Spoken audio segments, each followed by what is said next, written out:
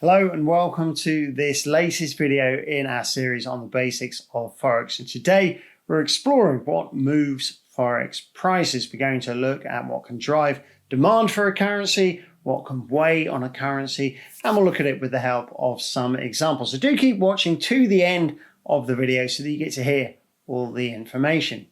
Hello, I'm Peter Martin with Trading 212, and we add educational videos about the financial markets and about trading to YouTube regularly. If you haven't already, make sure you subscribe to our YouTube channel because that's the best way to find out when there's a new video that we've added. Well, we're going to look today at what moves Forex prices higher and what moves Forex prices lower.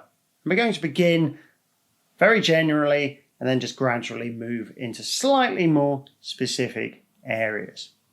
So to start, let's talk about supply and demand and how that can affect a currency. So let's look at this. One way to look at this is from a fundamental perspective and consider that it's a result of supply and demand that either boosts or weighs on a currency. And that's generally true for any tradable instrument. If, let's say, supply increases while demand remains constant, then we would expect that to weigh on the strength of a currency, to have a negative effect. If demand increases while supply remains constant, then we would expect that to boost a currency's strength, to have a positive effect. If they both change at the same time, then that also alters the situation. Let's say that supply increases, having a negative effect, while demand falls, also having a negative effect, then we would expect that to overall have an even more negative effect on a currency. Conversely, if supply decreases and demand picks up at the same time, then that would have an even more positive effect. So we need to consider what may increase or constrain supply here, or what may stimulate or hinder demand here. So let's talk about this demand side of this seesaw first of all. So what drives demand? Well, for a currency, we can make an assumption that demand here is driven by the perceived prospects for the nation as a whole that issues the currency we're looking at. So let's say this is the mix for our nation as a whole. Into the mix, we're going to throw the political landscape. We're also going to throw in the conditions of the economy. And simply speaking, if that's perceived as being positive, that's going to drive demand. And if overall it's being perceived as being negative, it's going to constrain or hinder demand. Now, we talked in an earlier video about the major currency pairs. We also talked about the exotics. We said for the major currency pairs that they involve large developed economies from politically stable nations, whereas the exotics tend to involve emerging economies where the political landscape may not be as stable. And so for emerging currencies, this political part here may be a more weighty factor in general. For our majors, of course, political events can have an influence, but in general, economic factors tend to be the more influential factor at play. So if we focus on the economic side of the mix, then we're really just talking about the health of the economy. And one measure of the health of an economy is gross domestic product, or GDP. We can break GDP down into some smaller chunks. And what we have shown here is the witch's brew that comprise GDP. So we've got government spending, business investment, net exports, which is exports minus imports. And then these two here are really major parts: private expenditure on services and private expenditure on goods. Together, these really are what we call consumer spending, and that's a major driver of developed economies. Now, when it comes to developed economies, the US economy is the big daddy. And we've said before that the US dollar is not only the world's most traded currency, but it's also the reserve currency of choice around the globe. So let's take a brief look now at some US economic reports that can help us give an early steer on what's going on with some of those components that make up US GDP. So just a few examples of reports for the US economy. This is by no means comprehensive. Top of my list, we have the Employment situation report. This is official government data for what's going on in the labour market, and the payrolls part of this report is highly correlated to GDP as a whole, but it's released far in advance of actual GDP data, making it very useful for traders and giving it a big influence on the US dollar. Next on my list we have retail spending, and this can give us clues as to what's going on with consumer spending, and it comes out earlier in the month than actual consumer spending data, which is released as part of a report called Personal Income and Outlays. So although it's consumer spending that we're ultimately interested in, the fact that this one is more timely also makes it interesting. And then finally on the list I have durable goods orders.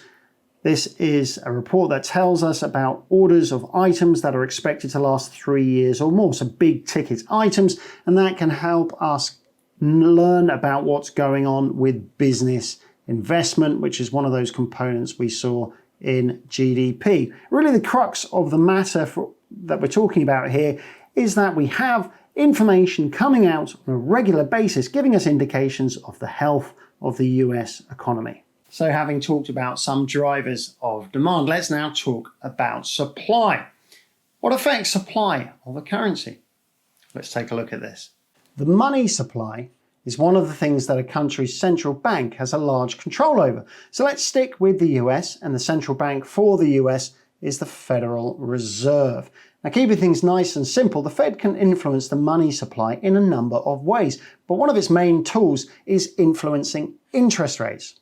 Now, let's say that the Fed wants to lower interest rates. One of the things they can do is to buy assets from banks, and this leaves the banks with more money on their balance sheets.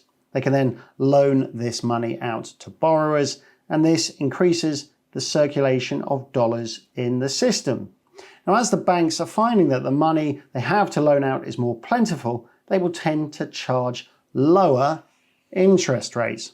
If the Fed wants to be really aggressive about things, the Fed can actually just create new dollars here and then once again buy more assets and give the banks even more money on their balance sheets and so on. So let's consider what the effect of interest rates might be on a currency. And we'll do that by looking at dollar yen. Now let's say that the interest rates in the US and Japan are as shown here. So 2.25% for the US and 0% for Japan. Now let's consider, let's say, an investor in Japan. And just looking at this interest rate differential that we have here, you can see why an investor searching for yield might be inclined to exchange their yen into US dollars in order to receive the better interest rate on their money. Now let's say that the Fed cuts its target rate for the federal funds rate to 2%, and it begins market operations in order to achieve this. Now if we consider our Japanese investor, although there is still this positive interest rate differential, are they going to be more inclined or less inclined than they were before to convert their money into US dollars? Well, I would say they're less inclined. So that would create some downward pressure on the US dollar. Now let's consider that the Fed raises interest rates and they increase the federal funds rate to 2.5%. Now, if we consider our Japanese investor, they're going to be more inclined to convert their money, more inclined to buy US dollars and sell Japanese yen. So that increase in rates has boosted demand for the US dollar. Now, increasing the money supply can sometimes stimulate the economy, which can boost demand. So the situation can be more complex than presented here. But generally speaking, all things being equal, lower rates should create downward pressure on a currency. Higher interest rates should help to boost demand for a currency. So we've now talked a little bit about demand and about supply and how that can affect a currency. But of course, when we're trading Forex, we're not just trading a single currency in isolation, we're trading two currencies as part of a currency pair. So let's now take a look at a simple example to try and illustrate how you might pick both currencies in order to best suit your view of the market. So to try and explore this, let's just look at a broad example that I've called dealing with Brexit. And let's consider two fellows with opposing views on Brexit who are both trying to trade in a way that allows them to exploit their view of the situation. Now, first chap here, he thinks Brexit is a bad thing for the UK. The second chap here has the opposing view. Maybe he thinks it brings opportunity for the UK in the long run. Maybe he just thinks the market has already overreacted. Maybe some kind of reverse response is in order. It doesn't really matter. Really, the key thing is that one thinks it's bad, one thinks it's good. Now, they both know that they want to trade pound sterling. So GBP is going to be involved in whichever currency pair they end up trading. This guy here, he knows that he wants to sell GBP. And this guy here, he wants to buy GBP. So far, so simple. But they now also have a further decision to make over which currency will accompany the pound in the currency pair that they choose, which one will give them the best opportunity for profit. So maybe Mr. Negative here, he decides he just wants a nice stable currency he doesn't have to worry too much about. So maybe he opts for the Japanese yen. And maybe Prime in his thinking is that he doesn't want to end up trading the euro, because if he's selling the pound, that means he's buying this second currency in the currency pair, and he doesn't want to end up buying the euro when he thinks that Brexit will hurt the euro area as well. Now, on this point, maybe Mr. Positive over here feels the same way. He agrees that Brexit is going to be bad for the eurozone, so he actually opts to trade the euro against the pound, because that means he's selling euros here and buying pounds. So he thinks he's maximised his potential, because he thinks the UK will do well, and that losing the UK from the EU will be to the detriment of the economies in the eurozone. Well, I hope you enjoyed this look at what moves Forex prices. If you did, please just take a moment to hit the thumbs up button and give us a like. Or why not send us your view? What do you think is most important when it comes to moving Forex prices? Send us a message in the comments section. We do read each one. But that's all for now from me, Peter Martin, and Trading 212. Thanks for watching. I'll see you next time. Bye.